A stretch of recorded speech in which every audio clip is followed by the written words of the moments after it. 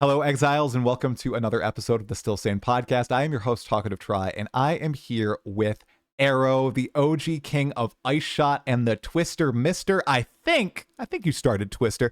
aer0, how you doing 1 week into league start? Fantastic. I'm having a great time. This league has been as much content as I could ever ask for out of a patch, and just playing a ton. Having a really good time. Yeah, I had Balor Mage raid me in about 20 minutes before our podcast started, and he was a hater of PoE2 last league. The longest time he's not liked the game. Every single time I've had him on my podcast, he's like, this is bad, way worse than PoE1. They have such a long way to go. No way they release in 2026. And he stopped by and he's like, all right, I've been a hater. I think once they fix the bugs, it might be better than Path of Exile 1 already. Like, I am enjoying the game that much this league. What's your take on that sort of opinion with 0.5? So I loved point one because it was all new and fresh, and point two I think was actually a big step backwards. But since then, if you were a person who hasn't played since point one or point two, three, four, and five have all been massive leaps forward for the game overall. And I think I understand when people were frustrated with the game early. But if you come back now, it feels like a new game, and it's a phenomenal game now outside of the bugs. Yeah, so talking about the bugs, I have been so lucky, man. I think it's a mixture of me kind of taking it slow through Endgame, so I just am now getting into like T15s. I just beat the Arbiter of Divinity today. Have you run into, so I haven't run into any, luckily. Have you run into a lot of them? Because that's an experience that I've been hearing a lot. Like, this is the buggiest league of all time. I've had progression stoppers. My build isn't functioning. Did you run into that the first week? I've had a number of very minor progression stoppers and, like just like hard freezes of my game. Uh, But I haven't had any of the really bad stuff. Like I did a map a certain way and now I can't do breach anymore, which some people are running into. no. So I would say that I'm very much on the lucky side. Mm, I have my whole atlas complete, um, and I haven't really had any like major progression issues, thankfully. okay. Okay, and where did you begin with all this progression? What was your league starter? Was it Twister? Was I right? It was Spirit Walker Twisters. I When I watched the reveal, I was already thinking about starting Twisters anyway. Twisters not a very popular skill the last few leagues. It's something I've played multiple times. I really enjoy it. It's a very high speed, high intensity sort of play style, and I like that. And when I saw that reveal for Spirit Walker and the fact that Ritual is getting a rework, I was like, I'm in. I have to start Twisters and play Ritual because that combo is very, very good. And then I spent the next couple of weeks having everyone tell me how it's going to be 70% play rate Twisters and everyone was dooming about it. Sure enough, I think it's like, I don't know, week one was like 12% or something like that. Yeah. Grinding Your Games did such a good job of making so many cool builds available to us this time around that people didn't feel like they had to play Twisters. They Right. could play it if they wanted, Yeah, which yeah. is really nice. The variety and the emphasis on a lot of people playing martial artists though too. That just seems to have been so popular, especially in the early days of the league. I remember looking like a lot of people were playing martial artists, but their progression was kind of halted out around like level 85, 86. I feel like it was a little bit more dangerous to play martial artists compared to your Twisters, your I Shot Dead Eyes, your Spirit Walker minions and everything, but it's such a fun play style. As someone who started it and really only played that the entire league, they really cooked with the martial artist ascendancy. I've enjoyed it Yeah. thoroughly. The martial artist, every pair of gloves that I've seen on a martial artist looks like a whole ascendancy by Hmm. itself. Hmm. It's really cool. Yeah, I And it's just honestly, I think go ahead. a major problem with PoE2 that we've had for the last year or so is not feeling like ascendancies have enough personality.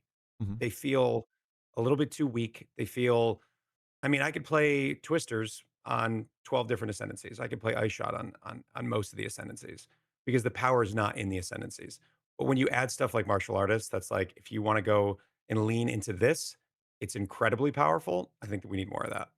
Yeah, yeah. I think martial artist, spirit walker, those are almost the bar now, and I hope they bring other ascendancies up to parity in the march toward 1.0. just having these defining features that nothing else can get, that you can build a variety of things around, such as the bosses on Spirit Walker. I've seen such a wide variety of like people saying, "Oh no, monkey is obviously the best," and then people saying, "No, the bird is incredible." And I saw one of the people in my Discord is like using not the manticore, the chimera, and the chimera is busted. And somebody's like, "Well, I just have this boar that I captured, and it's way more powerful than any boss. So I have the monkey and this boar that's like 3-shotting T15 bosses." So yeah, I think it's very exciting to see what they're willing to do with Ascendancies now.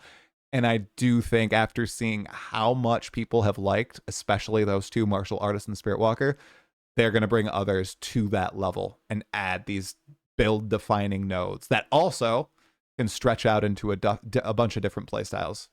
100%. Now with Twisters, dude, I didn't know because I criminally underwatch gameplay footage. I didn't know it bounced off Ritual. So like it bounced off the walls. I actually learned this literally a couple days ago. I was talking to my boss and he's like, yeah, Twister's just so busted, and the 7 boss rituals, I just cast it once with Barrage and everything dies because it bounces off the walls. Have you had a chance to juice Ritual to max and get some of those 6-7 boss? Oh, dang it.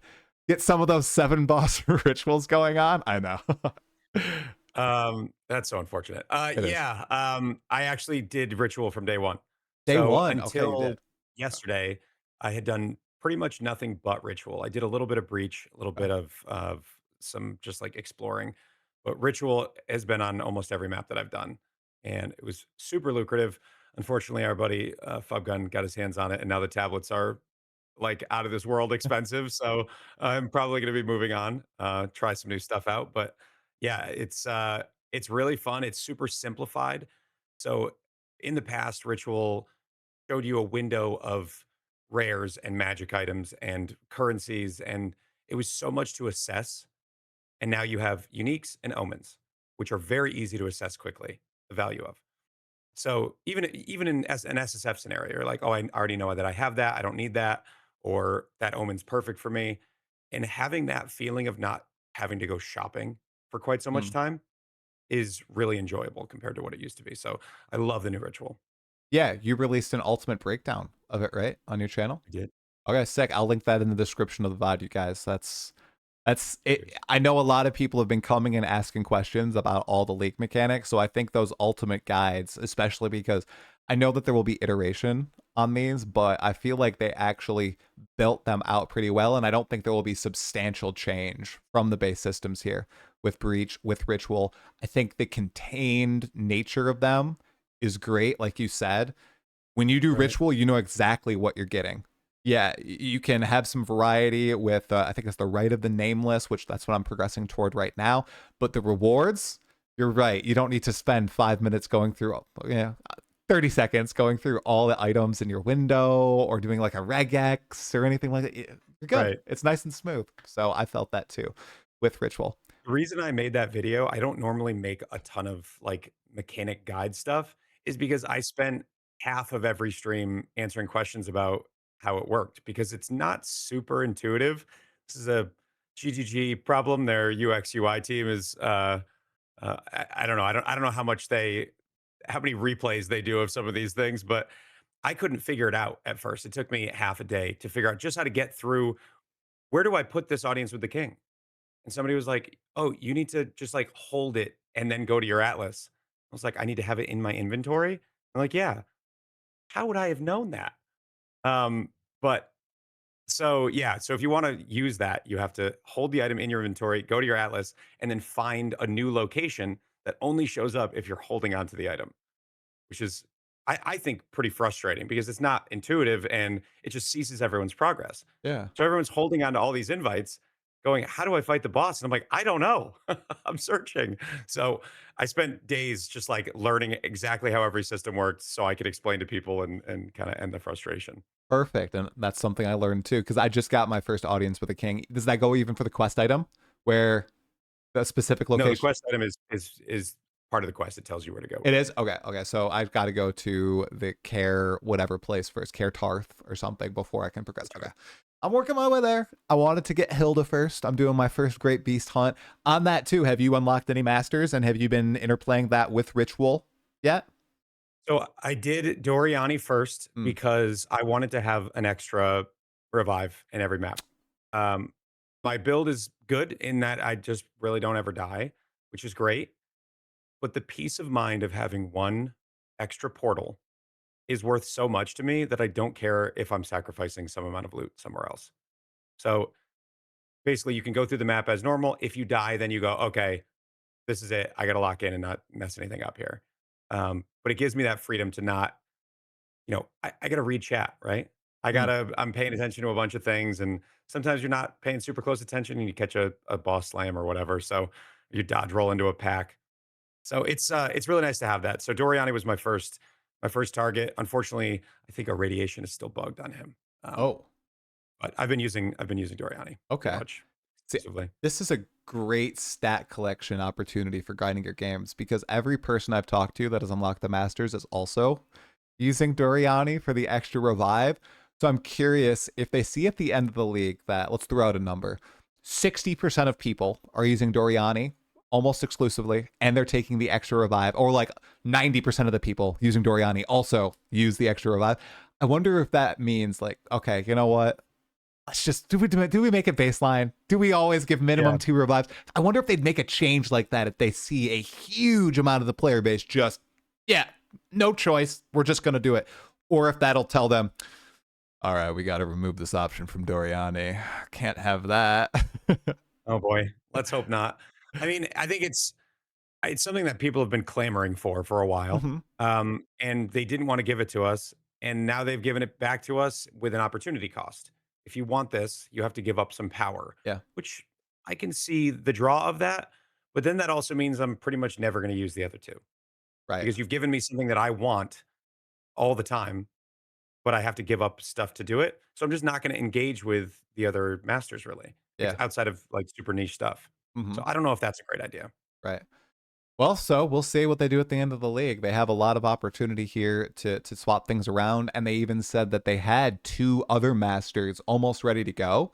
So maybe we'll get some new masters too in the lead up to 1.0 to test out. That'll be exciting. Also, I hope thank you. so. A lot of people in the chat are learning that they have been using irradiation and they've been getting scammed. So excellent work.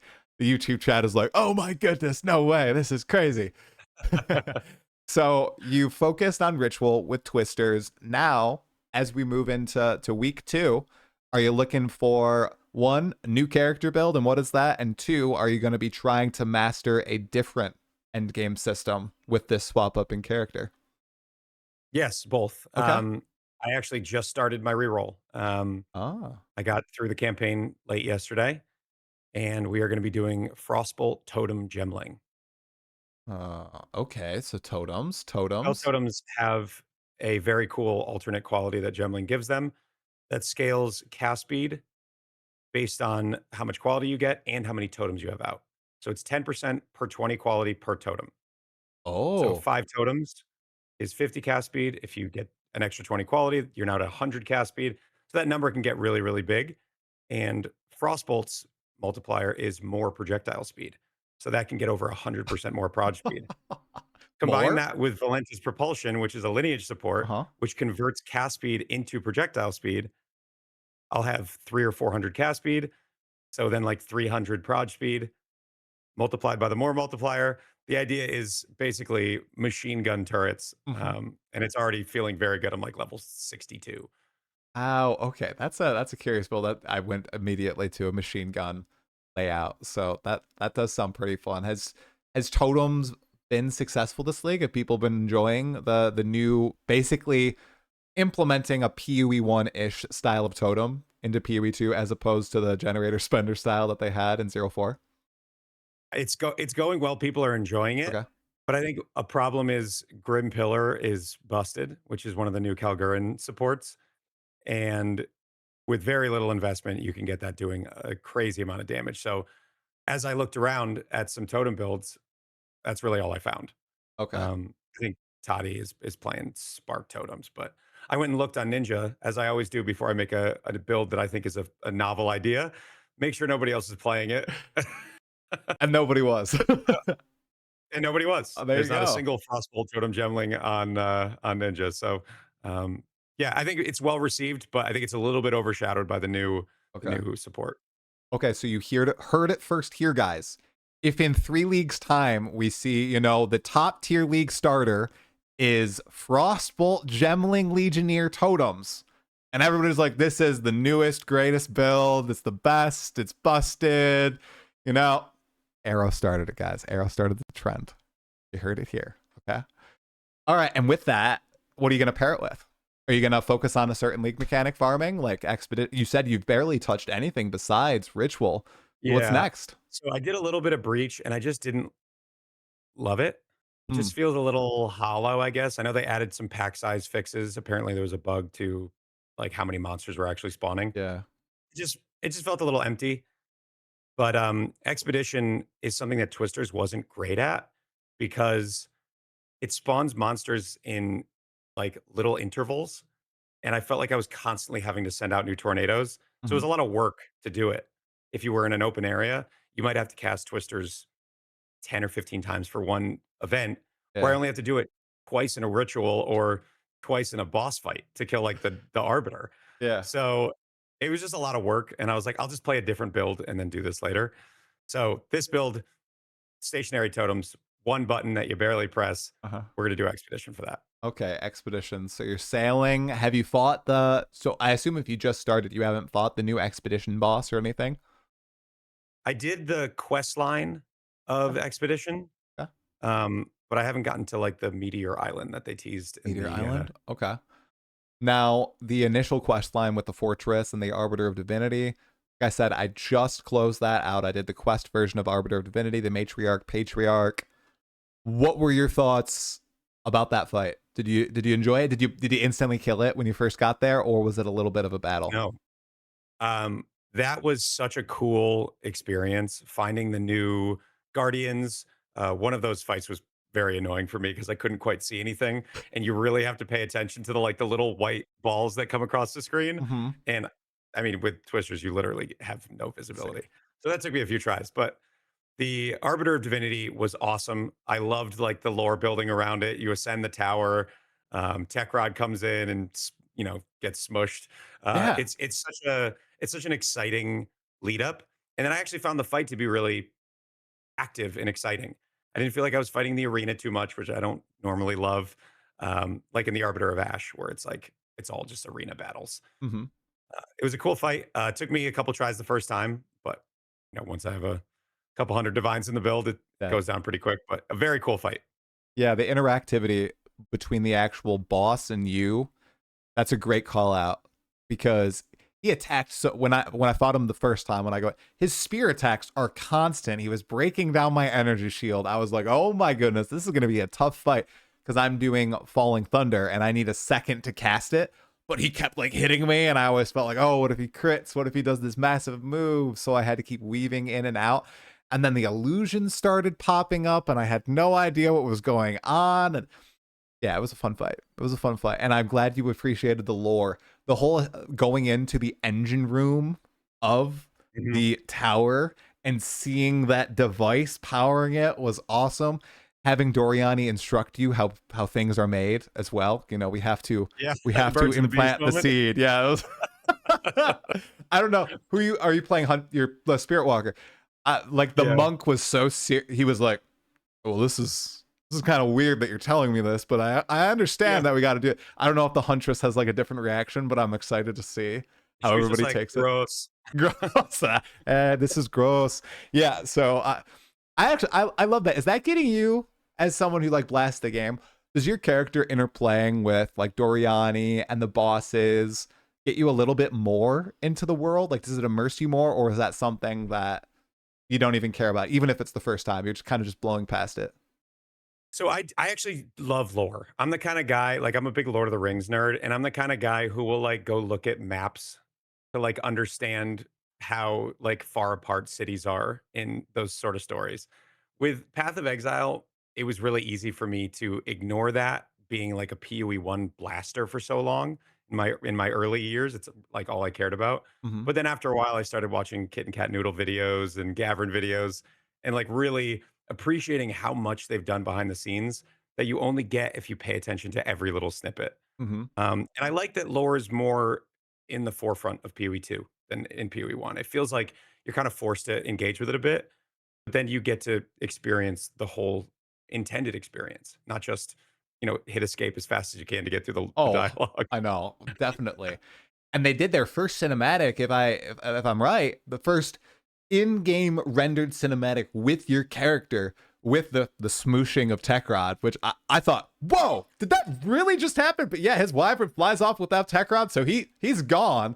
But now it's a whole war between us and the Abyssals trying to get the first edict, it seems. That was really cool that your character was rendered in engine, because in the cinematic, like, it wasn't focused on my character, but you could tell it was an engine because I have the bell passive, and my bells were just spawning right on top of them as they were speaking, and I was like, this is definitely in game. So I hope this is something that we see, if not in Act 5 and if not in like the whole game, then Act 5 and 6, and maybe going back into the rest of the game, because with Yeah. Act 4, I don't know if you noticed, but when they added Act 4, that was the first time our character actually started talking back to people, and it wasn't a one-way Yeah. conversation. I hope they go back and they do that for Acts 1, 2, and 3. Their investment into the narrative team, I think, is just a boon for everyone playing the game, especially new players who are just being introduced to the world now with PoE2, and I think there's going to be a lot of them come 1.0. So I really hope they don't miss their opportunity. I also know this was Kitten Cat Noodle's first PoE2 lore expansion that she wrote stuff for, so I bet she was pumped to finally build out some of these stories. Just a quick note on that cutscene. Yeah. Anyone who is a spirit walker that had bosses, those also show up in the cutscene. So I saw a really great clip of just like the monkey with the pillar over his shoulder, and it's taking up like half the screen. It That's was good. awesome.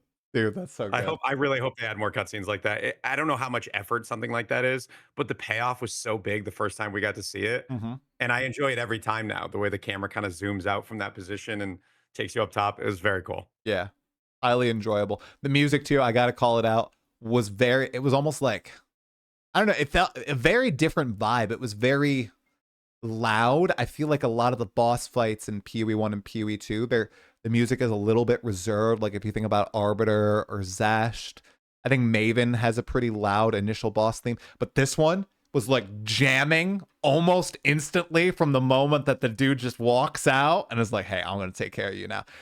So I gotta re-listen to the track. The fight. What? With how intense it was, the way that when the fight starts, he just leaps at you Yeah. every time. Yep. He comes right at you with his spear, and it's like other bosses, like they do some like silly build-up thing where they start to wind up a big spell. He just gets right into it, and I think the music is perfect for that. Yeah. That chaos. Yeah. Nice job, Camille. Nice job. I was told by one of my friends that the Bodak is the best fight in Path of Exile 2, and it rivals the best PoE1 fights, if not beats them. Do you kind of agree with that? I haven't touched it. I haven't seen it yet, so I'm curious about your take on it, just like vibes and difficulty wise. So the Bodak is actually the only fight in Path of Exile that doesn't have any walls. So every twister that I fire goes off into the ether. Let's go. Which makes like Ritual? 70% of my build investment worthless. Oh no, Um, dude. really challenging fight for twisters. I had a lot of very sad twister players in my chat being like, please help me. What do I do? So the first time I fought him, I actually almost killed him with my setup as it was. And then I was like, all right, I'm going to go get some more power and come back and change some gems around. So, like, prolonged duration on my twisters makes them last longer in the darkness. I just swapped that out for close combat, right? So I made some changes that were quick. And when I went back and fought him, it was much easier. Very cool fight. The atmosphere of that fight is 10 out of 10. It's actual darkness. You have your allies, the Matcha and the Katha, I believe. Okay. They come in with like spears and help you out. I won't spoil the whole fight for you, but Okay. it's super interactive in a way that is like kind of non-standard Okay. for PoE fights. It was fun. It was a lot of fun, but it's not great on my build. I'm pumped, and that's weird to hear. So the ritual pinnacle is the antithesis of like the actual ritual encounter. There's no walls or anything. It's just pure dark. That's funny. Yeah. That's funny. That's got to be intentional. That's good. That's really good. Feels like it. Oh, okay. Yeah, see. So, topic for you, aer0. You're playing a lot. You know, you're full-time streamer, so you get to experience the game kind of at a quicker pace, but it's because you're putting more hours in than a lot of people. From my perspective, there is just so much to do, so much content. I will probably be busy and having fun experiencing stuff new for the first time. If not this entire league, maybe in the next league, because I actually don't know if I'm going to be able to finish all the quest lines, all the pinnacles, and all the stuff that they added in 0.5 by November and 1.0. So I've really liked the slower pace of progression and the fact that it will take a lot of time to do that. What do you feel about the current speed of filling out your atlas, encountering all the quest lines, beating the bosses, and how it feels for you and how you think it will feel for the average player, which GGG does seem to be trying to balance the game for, because I see a little bit of clashing with what they stated the end game progression speed would be like in the interviews. So I think there's a couple of ways that you can look at this. Obviously, for an average player, having a lot to do is a good thing. Mm. Having a lot of stuff that you can chase and some direction given to those players, that's a good thing. I like it. I like having an exciting quest line to follow that leads me to rewards. I think over time, the veterans will probably get sick of replaying such a long end game. I am currently the new end game to me is like a 9.5 out of 10. I love it. I'm having so much fun, but I could see myself 5, 6 leagues from now going, "Oh man, I got to do that whole Delhi quest line again. That's going to take me a day and a half just to get the anoint." Okay, all Mm. right, let's do it. But right now, it is so good. I One of my mods numbers said something that kind of opened my eyes up a little bit here. Uh, the new end game quest line progression system is the end game. It isn't like PoE1 where we're just trying to get past the progression so we can get to maps and then just start mapping. That end game is going and defeating every boss in every section and completing those big elaborate trees that take 30 something maps to do. That is the end game, and that's okay. And if you like the game so much that you want to have more end game after that, you can continue to kill bosses and farm more currency and whatever. But having access to an interesting, exciting end game like they have right now, I think is really, really good for most people. Yeah, I totally agree. That I agree with your mod. You said numbers. That's going to be the end game for me. I'm not going to ever get to that point where I do in PoE1, and honestly, it's where I get bored in PoE1, where I'm just farming, blasting the same couple maps, just farming away. I feel like the Path of Exile 2 endgame is going to be incredibly different, and it's going to be progressing through each of those quest lines every time, and I'm sure there will be some minor changes. There will be new quest lines added. I can see them in the future maybe swapping out like core quest lines. Maybe if they keep adding more leagues into the game and stuff, maybe you turn the Abyss quest line into something more like the Temple, where it's not a whole full-fledged quest line, but it still has the associated tree mechanics and everything, and you can go in there and you can pursue things at your own pace. And they swap it out for the heist quest line or something that unlocks once we get to Oriath and we find the Rogue Harbor and everything. Something like that. I could see that happening in the future. I'm totally fine with that. As long as it's fun and it is difficult and engaging, and I think it is, at least for me. Uh, I could see them expanding this for a really long time to come. And I think it will be a good thing for a On lot of that players. note, though, Yeah, content bloat becomes a big concern with right. having a major quest line and something that takes 20 hours to get through Mm. for every system. If you love that, that's great. But as we get more and more leagues that are going to eventually, of course, go core, because that's kind of the point of leagues is to test to see, can we add this to the game. We could end up with a lot of systems, and it's already a little bit overwhelming when It you get to is. the end game. You look around, you're like, oh my god, there's this over here and this over here, and like I haven't even done the first Hilda Beast Kill quest. No, that's what I'm doing. It's a I haven't even lot. gotten there. No, it's I it's haven't done the first insane. Val Temple quest. I haven't gotten there. I haven't gotten to Abyss yet. Um, I've completed a few quest lines, but yeah, there's so much to do, which is blessing and a curse. 100%. It There is going to be content bloat. It's going to be how they handle it. I foresee if this is going to be a game that goes 10, 15 years, as long as PoE1, let's assume, and they keep adding stuff, 3 leagues a year, they're there has to be some sort of cycle or something that they do, because imagine we keep getting an Atlas Master a patch or something. We're at 10 Atlas Masters, 10 different quest lines that, you want Right. to do. It'll have to become way more optional, right? Or people have to change their mindset. Kind of like how I have it right now. It's like, I don't need to get to everything. I can just choose these couple things. It's not mandatory to clear everything on the right hand side of my screen. And you can turn those off, by the way, the quest objectives, which I learned they added a UI feature for that. Anybody who doesn't know and is saying, I want the right side of my screen back, you can turn that off now. You can also change the size of the text. W there for the UI GGG. But I'm glad that they didn't just swap to the PoE1 Atlas, because I saw that was a predominant argument going into 05. And even though I was like, I don't think they will, I think maybe my mind was saying, oh, there's like a quarter chance that they do actually swap to the PoE1 method, and they just didn't, and they doubled down. They're like, no, we think we can make this work. It's just gonna have to be completely reformatted.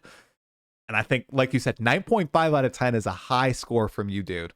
And I'm saying a lot of PoE2 doubters or haters, they're loving it. They're loving the end game. So I think across the board, they've done a great job. The only thing that seems to be an issue are the bugs, which will be ironed out with time. Like, they're releasing hot fixes daily the first week, and now we'll see how long it takes for the next set. But that's the only big Yeah, problem. that and UX UI Oh, is, right.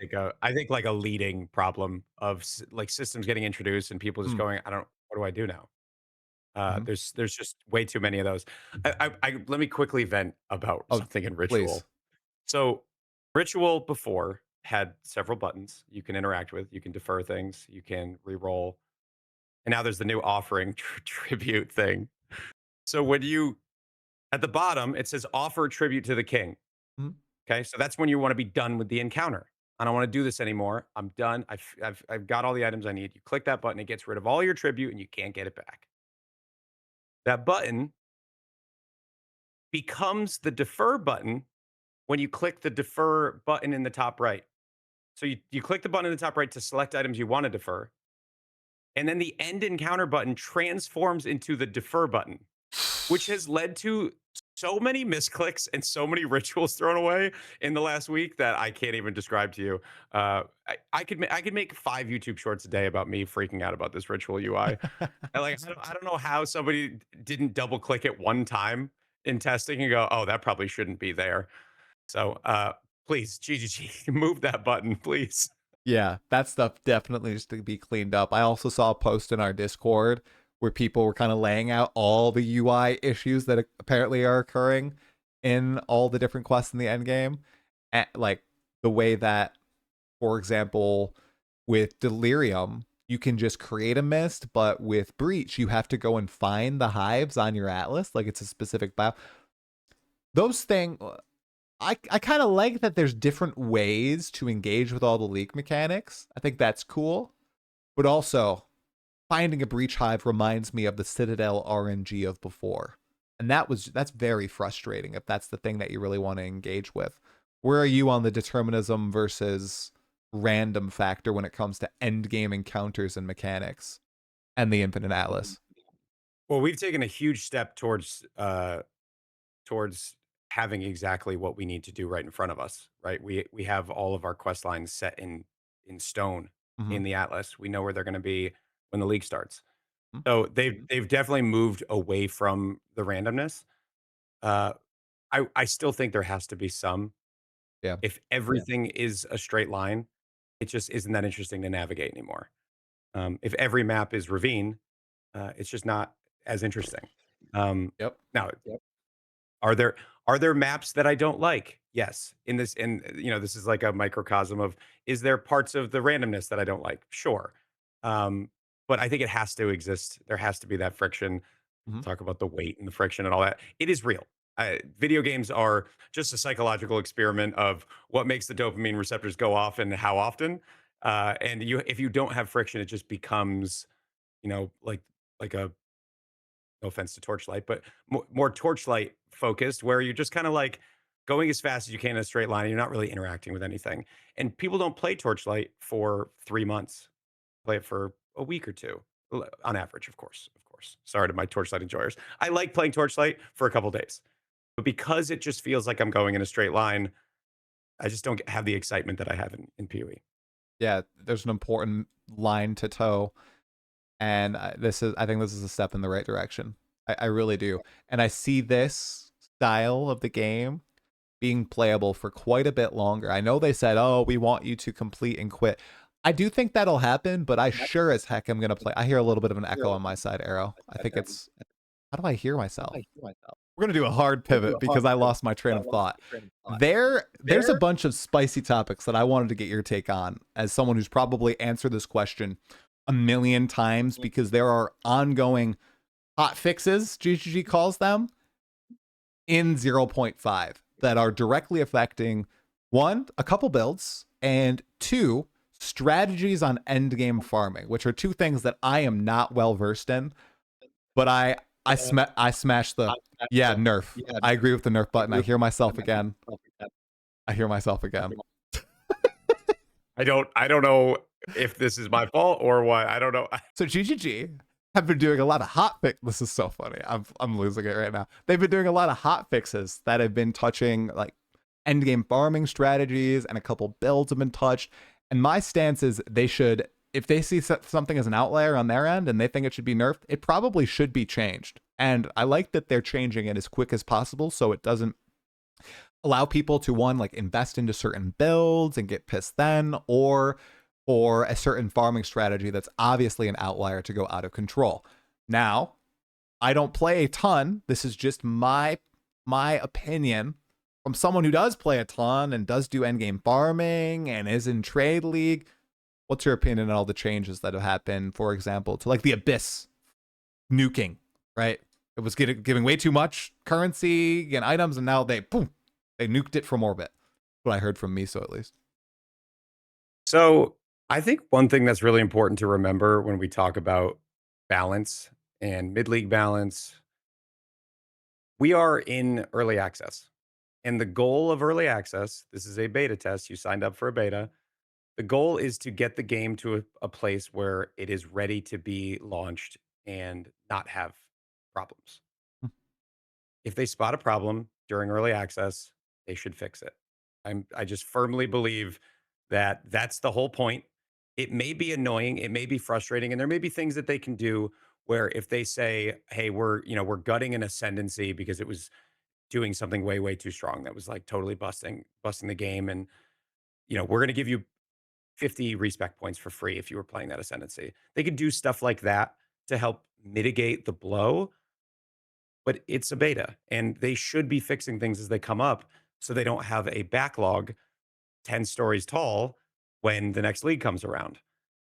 As far as balancing things that aren't broken, I think this is a really like subjective conversation where people are like, it wasn't that strong. They didn't need to nerf it. It's like, well, we could argue that about everything for the rest of our lives. They believe it's too strong and needs to be nerfed. It's bad for their game and their perspective, so they should do it. Doesn't mean I have to like every decision that they make, but they should be balancing the game as they see fit. Of course, listening to feedback, but it's a beta. So hopefully, once 1.0 comes around, we won't have to worry about these mid league changes because they'll be more ironed out. Yeah, there won't be as much content coming into the game as this, and like everything will be far more iterated. At least that's the goal, especially when it comes to balance. I know that they said 2/3 of their time the next 6 months are going to be going to balance work, and they're going to be actually releasing some balance patches mid-league. They're going to do a mid-league reset as well. So yeah, I'm pretty much on the same page. It's the yin and yang. Like so many people were clamoring for them to do changes, and then when they actually do the changes mid-league, then everybody who's against that comes out, and it's like pick your poison essentially. And GGG for the longest time did pick the poison of, all right, everything is sacred. We're not going to touch anything until it affects servers, and we're going to just let it go. And then this league, they were like, okay, Bell Temple, snaking is about to start over on a streamer's stream. We got to nuke it quick. And then it was Abyss is going out of control. Okay, we're gonna take a lot of the farming potential out of Abyss, but still keep it pretty strong. And then like with the Flicker Strike thing, the effectively immortal thing with 100% power charge uptime with some large investment. I also thought that was too strong. Which, by the way, Flicker Strike, dude, I've become a Flicker enjoyer, but only as a finisher. Very fun. It's so satisfying to down a boss with Flicker. But I don't think I could play that 24/7. I hate it. I played it once and almost threw up in PoE1, and I was like, never again. I made it a sub goal. I was like, all right, you guys want to see me play Flicker so bad? Pay up, all right? And they did. They wanted to see it, There you but go. it literally made me nauseous. I played it for maybe 30 minutes and took the character apart. Oh wow. See, in PoE2, using it as the finisher, I love that. Just having that moment where you go, what? And then fly and you slam a boss and hopefully get it from 100 to 0 with all the hits. I love that. But playing it permanently, doing the I looked up 100% uptime build. That's crazy. I could never imagine actually doing that. I'd be dizzy playing. Oh goodness. Speaking on those balance patches before 1.0, anything that sticks out like a sore thumb to you that you hope is either changed or nerfed or buffed? I know we spoke about ascendancies maybe not being as powerful as we'd like them to be. Is there any focus you'd like to see in the first big balance patch before 1.0? Yeah, I think we're still too reliant on gem levels, and it makes gearing less exciting. If you watch any video on how to make an amulet right now, it's how do I get 50 spirit and plus 3 levels? Shout out farmer. It's it's so strong and so mandatory that you can't even think about what you want on your amulet until you have your levels. And it's less so on like one-handed weapons that, the essence only goes up to like +2 now, so maybe you could swap that out for crit multi or something, but I still think levels are just a little bit too strong on gear. Okay. There's so little access to it elsewhere that it just becomes the main scaler of almost every skill. And I really would like them to take another pass at how much power they give to us through one line on one gear piece. Okay. And then that would apply to anything. If wands had 150 cast speed, I'd be saying this about cast speed, right? Like it's too much power to have in one affix. And as long as it's there, we all have to go get it because the game's balanced around you having a good item. Mm-hmm. And it's in a variety of gear slots too, where that is the one mod that you want on, say, your weapon, your amulet, if you're melee, on your gloves, if you're minions, on your helmet. So it's not even like boots, right? Where it's one affix on one piece of gear that you need, the movement speed. If you're smart. I don't even have movement speed on my boots right now. Man, when Well, I'm me, not sprinting, dude, whoa, I'm slow. Where are you on the big sprint debate? That raged on Twitter because I gave my take and it a lot of I people actually popped off resonated with on my stream take. the other day about this. I I think, and with all due respect, skill issue. Yep. If you can't sprint by now without getting knocked over constantly, it seems like a skill issue. And what's crazy to me is like some of the better players in the game are like, I keep falling down. It's like, well, don't sprint into packs then. What I Exactly. love about sprint, and is it a perfect solution? I don't know. But what I do love about sprint is it encourages you to use your sprint in between packs and in open areas and to master the timing of either dodge rolling out or using a skill right before you get to that point where you're about to get hit. And that is something that you can master. And I kind of feel like I have mastered it a little bit and that feeling is awesome. You get right up to a pack, boom, dodge roll, blow up the pack. That feels really good. And I think it keeps what grinding gear games wants, which is slower combat and not just having everybody move at 200 miles an hour through packs. They don't want that. So sprint is the solution. Could there be, better quality of life features and stuff added? Sure, of course. But I like sprint. And I think if you're bad at it, maybe get good. Yeah, we basically agree. It is a skill issue at this point, and a lot of people do just charge into packs, and they're literally like, "Why am I getting hit?"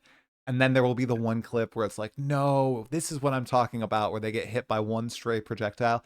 That does not happen often, guys. If you are constantly dying to sprint, it is probably because you are just running into packs full speed, not Yeah. caring. It. I like the risk reward ratio of it. I really do. And like you said, mastering it feels really good. And if you really need to master sprint, I think the best place to do it is Trial of the Sekima. There's so many different avenues to master it in that area. There you got the traps, you have the interplay of needing to care about your honor, and you can remain basically immune if you perfect your sprint and dodging in Trial of the Sekima. So I balled out in Trial of the Sekima, went into floor 4 with 400 honor, beat Zarok with 80 honor remaining. Felt so good. Oh, And it was mastery of movement, okay? That you just had to yep. perfectly sprint, get through those and I had escape trials, which turned from the best room you can get, in my opinion, to the worst room you can get on floor 4 because of those stupid Titan Goliaths that slam down on you and block your path. Oh my gosh. Anyway, that's a good place to practice sprint if you're So having skill issues. when I was going off about this on stream, Palstron was saying a good solution to this, and I actually really like this. Shout out Palstron, is to put a rune in the game that gives you more base movement speed but turns off sprint. Ah, So if you don't want to engage with it, you can get like 15 move speed, base move speed, but then you can't sprint. there you go. So those open areas, you don't get access to it. And it kind of says, all right, if you don't want to master this, if you don't want to get good at it, here's some compensation Right. since there's no other thing that you can do besides sprint. So I wouldn't hate that. I think that would be a very GGG solution to be like, all right, we'll take this thing away and give you something in return. Yeah. I think Ruin would be a great way to do it. Maybe even at like ruins, a keystone that you could path to, or like a notable, something like, yeah, like some solution that does get rid of the huge bonus and gives you a minor one in return. I like that. I do like that. I think that's pretty cool. That is a good idea, Palstron. Shout out Palstron. This session has been brought to you by Sprint. Sign up now for $200 off a new iPhone. I'm just kidding. uh, That's a joke. Now, in the campaign, you got to sprint all the time to progress quickly, and I would love to race a fellow gamer in here, but it seems like you're not interested in like a basic Act 1 race with a honestly a big noob. Why? Do you not like racing? Is that you don't want you like your competitive to be held to Counter-Strike and what Deadlock? Yeah. Not PoE2? So I've never looked at PoE as something to compete like time wise for things. I like to compete in the economy. I find economy PvP to be very exciting, right? Like there's a new strategy that comes out. One of the biggest streamers is doing this strategy. It's super expensive. I go, all right, and this is Grimrose teachings from PoE one. How do we farm the shovels for the people that are digging for gold? And I like to go find the shovels in new places. So that's my competition in PoE. I like to be competitive in the Get it. market. But a story, it just like I just don't like treating the story as a race because I feel like it takes away from my enjoyment of the campaign. And I already I already run the campaign a million times, right? The Sure. idea of practicing it just to get better at this very brief blip of time of all my playtime, it's just not something that I care about. I love watching people race. I just don't like racing myself. So after you've challenged me 1,000 times to race you, I decided on stream a couple weeks ago. I was like, all right, I'm messing around with twisters. I'm trying to learn how to level it the best. Let me time in Act One. I got halfway through and I was so focused on the timer that I was like raging about doing Oh, things wrong. And I was getting mad at myself. And I'm like, this is not good. This is not healthy. So maybe I'll do some practice in my downtime. And then before next league, we'll do an Act One race. yeah. It's fun. I was surprised at how fun it was, but I do get the raging aspect too. You can feel that pretty quickly, especially if you have the timer on screen. I just didn't add a timer and I just did the slash played. If I had a timer on screen, I can just imagine constantly looking over at the timer every single, like every couple seconds. I'm like, ugh, I couldn't do that. But I get it. I get it. I thought I was going to hate it. And then Crimson said on stream one day, why don't you just do a practice Act 1 race? See how fast you could do, man. And I ended up loving it. I don't know why. I can't do more than Act 1. Don't have the time for that. Don't have the patience for that. I'll do Act 1 and that is it. We're not doing an Act 1, 2, 3 race. That's not happening. That's when I gotta, okay, I gotta take a breath. I gotta slow down. I can do the sprint through Act 1. Nothing else. Nothing else. Too long. It's a long sprint. Like I shout out to all the people who race for enjoyment. Like it is hard to lock in that long. Also, as a streamer who's really like I pride myself on reading every chat message. Trying to do both at the same time is impossible.